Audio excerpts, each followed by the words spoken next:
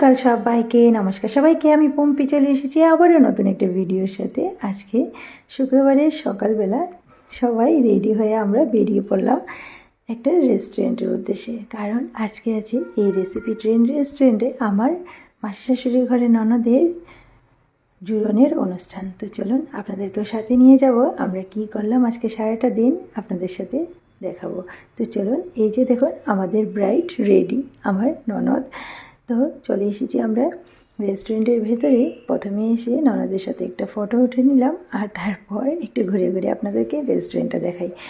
রেস্টুরেন্টটার নাম হয়েছে recipe train restaurant, কারণ আমি আপনাদেরকে একটু পরে দেখাচ্ছি। তো এই যে দেখুন খুব সুন্দর করে এখানে সাজানো হয়েছে। আজকে যেহেতু আমার ননদের ছিল জুড়ন, আর জুড়নের এই অনুষ্ঠানটা এখানে হয়েছিল।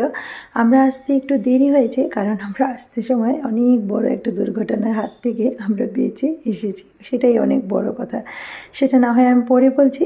চলুন, প্রথমে আমরা ঢোকার সাথে সাথেই সবাই বললো যাও স্টার্টারটা খেয়ে নাও। তো স্টার্টারে কী কী ছিল? স্টার্টারে ছিল এদিকে 2 রকমের পিঠে, নাড়ু ছিল, চপ, আর ছিল চা, মিষ্টি। তো সব কিছু খাওয়া দাওয়া শেষ করে এদিকে বেরিয়ে এসে দেখছি বানিকাকে আমার বড় মামা শ্বশুর ফুল দিয়ে এখানে প্রপোজ করা হচ্ছে। তো ওইটাও আপনাদের সাথে একটু শেয়ার করলাম, খুব হাসি দামারি হচ্ছিল। তারপর চলে এসেছি আমরা মেইন কোর্সে, ভেতরে ঢুকবো। তো এদিকে প্রথমে আপনাদেরকে দেখিয়ে দিই রেস্টুরেন্টটা। এই যে নামে ছিল ট্রেন রেস্টুরেন্ট, তো ওইটাই আপনাদের সাথে একটু শেয়ার করব। এই যে দেখুন চারিদিকে খুব সুন্দর করে সাজানো হয়েছে, আর প্রত্যেকটা টেবিলের উপরে আপনারা দেখতেই পাবেন একটা ট্রেনের লাইন। কারণ এই রেস্টুরেন্টের নামই হয়েছে ট্রেন রেস্টুরেন্ট। একটা ছোট্ট ট্রেন আপনারা যারা যে টেবিলে বসে থাকবেন ওই টেবিলে অর্ডার হিসাবে একটা ট্রেন করে আপনাদেরকে খাওয়াটা দিয়ে যাবে। তো ওই জন্যই এই রেস্টুরেন্টটার নাম হয়েছে ট্রেন রেস্টুরেন্ট। এদিকে আমার দেওর, এদিকে মাসি শাশুড়িরা, মামি শাশুড়িরা সবাই বসে পড়েছেন খেতে। ওইদিকে আমার শাশুড়ি মাও বসে পড়েছেন, আর সবাই বলছেন আপনাদেরকেও খেতে বসতে। তা আমি বলছি হ্যাঁ খাবো, একটু আপনাদের সাথে ভিডিওটা শেয়ার করলাম। তো এই যে দেখুন ট্রেনের যে লাইনটা দেওয়া আছে, আজকে হয়তো আমাদেরকে এইভাবে করে খাওয়াটা দেবে না, কারণ এখানে বুফে সিস্টেমে আমাদের খাওয়াটা ছিল। তো চলুন আপনাদের সাথে আজকে দুপুরের লাঞ্চে কী কী আছে দেখিয়ে দিই। এখানে ছিল পুদিনার চাটনি, ছিল সালাড, লেবু, লবণ ছিল। এদিকে আছে বাটার নান, আছে প্লেন রাইস, এখানে আছে ফ্রাইড রাইস, আছে মিক্সড ভেজিটেবল, এদিকে আছে বেগুনি, এখানে আছে চিলি পনির, সাথে আছে চানার ডাল, এখানে নারকেল দিয়ে করা হয়েছিল, এখানে আছে ইলিশ মাছ ভাপা, আছে চিকেন, সাথে আছে মাটন। তো সব কিছু খাওয়া দাওয়া শেষ করে এখানে মিষ্টি আছে, দই, আর সাথে আছে গাজরের হালুয়া। তো সব কিছু সুন্দর করে আমি আমার থালাটা সাজিয়ে নিলাম। পনির আর চানার ডাল, সাথে বাটার নান নিয়েছি। আর এদিকে বানিকা বাবা খাচ্ছে মাটন দিয়ে বাটার নান, ওইদিকে বানিকা নিয়েছে ওর প্লেটে বাটার নান, সাথে পনির আর চিকেন।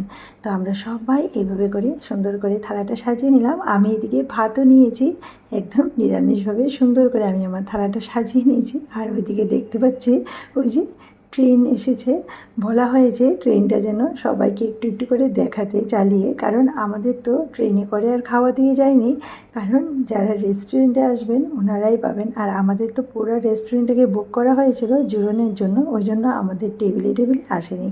তো বলার পর ওনারা একটু ট্রেনটা চালিয়ে দেখিয়ে দিলেন এইভাবে করে ট্রেনে করেই খাওয়াটা এইভাবে করে এসে সবার টেবিলে দিয়ে যায়। তো চলুন ওইটা দেখে তারপর একটু প্রণাম করে আমিও একটু বাটার নান সাথে চানার ডাল মুখে দিলাম। আর সত্যি খুব ভালো রান্নাবান্না হয়েছিল। এদিকে বানিকা বাবা খেয়ে আমার সাথে উঠে পড়েছে, আর এদিকে বসে গেছেন আমার মামা শ্বশুর খাওয়া দাওয়া করতে। আমার মামা শ্বশুর আমাকে খুব ভালোবাসেন, আর আমার সাথে গল্প করতে মামা শ্বশুর খুবই ভালোবাসেন। তো সবার সাথে সবাই খেয়েছে, কিন্তু মামা শ্বশুর আমার সাথেই খাবে। তো আমি আর বড় মামা শ্বশুরে খুব আমরা দুজনে অনেক অনেক গল্প করলাম খেয়ে। তারপর খাওয়া দাওয়া শেষ করে এই যে আমরা বেরিয়ে পড়েছি ঘরে আসার জন্য। এখন বাজে প্রায় 5টা, মানে 4:30 থেকে 5টা হবে। আমরা বেরিয়ে পড়েছি ঘরে আসার জন্য। তাড়াতাড়ি করে 3:30 4টার মধ্যে রেস্টুরেন্টটাকেও খালি করতে হতো। তারপর আবার সবাই মিলে যাবে আজকে বিকেলে আমার ননদের জামাইকে ওখানে জুড়নের আশীর্বাদ করতে। তো ওইভাবে করে সবাই যাবে, কিন্তু আমি বানিকা আর বানিকা বাবা আমরা তিনজন যেতে পারবো না। ওই যে বলেছিলাম প্রথমেই যে অনেক বড় দুর্ঘটনার হাত থেকে বেঁচেছি, মানে আজকে আমরা যেতে সময় হালকা ফুলকা আমাদের একটা অ্যাক্সিডেন্ট হয়ে গেছিলো। ওই অ্যাক্সিডেন্টের জন্য আমাদের তিনজনেরই শরীরে অনেক ব্যথা। ওইখানে গিয়ে আমরা খাওয়া দাওয়া করেছি, এনজয় করেছি ঠিকই, তবে আমাদের ভিতরে ভিতরে অনেক বেশি জখম হয়ে গেছিলো। ওই জন্য আমরা আর বিকেলের অনুষ্ঠানে যেতে পারবো না। তো এখানে কিছু কিছু ফটো তুলেছিলাম, তাই আপনাদের সাথে শেয়ার করলাম। আর আজকের ভিডিও এই পর্যন্ত। কেমন লাগলো আমার ভিডিও নিশ্চয়ই জানাবেন, ভালো লাগলে একটা লাইক করে আমার পাশে থাকবেন।